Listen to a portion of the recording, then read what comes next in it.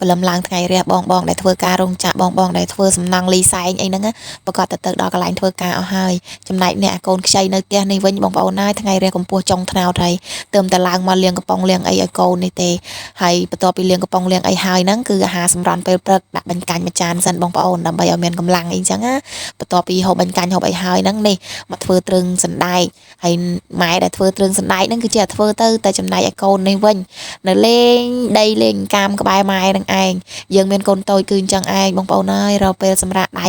គឺមិនបានទេកូនដេកគឺយើងឆ្លៀតធ្វើការងារផ្ទះហើយដល់ពេលកូនក្រោកឡើងមកវិញអញ្ចឹងបើយើងធ្វើអីអញ្ចឹងតើតដាក់គាត់ឲ្យនៅអង្គុយក្បែរយើងការផងមើលកូនផងអីអញ្ចឹងហើយកូនប្រុសនាងខ្ញុំនេះបងប្អូនហើយគឺថាមិនដែលបានជ្រះដីទេតាំងពីគាត់ចេះដើរមកហើយគាត់ក៏អញ្ចឹងដែរអត់ចូលចិត្តឲ្យយើងថ្នាក់ថ្នមពោក្តៀតអីមិនឲ្យប្រឡាក់នឹងទេចូលចិត្តតែលេងដីលេងផឹកបែបហ្នឹងអាហ្នឹងបានគាត់សប្បាយចិត្តស្ដាប់ឮថាអូនតូចមួយថ្ងៃលេងតែដីលេងតែផុកហ្នឹងកុំយល់ច្រឡំថាខ្ញុំមិនចេះថ្នាក់ថ្នមកូនឬក៏មើលថែកូនអីអញ្ចឹងបងប្អូនគឺវាមានពេលឲ្យលេងនិងមានពេលអត់ឲ្យលេងដែរបងប្អូនមិនមែនចេះតែបដ ாய் រហូតនោះទេ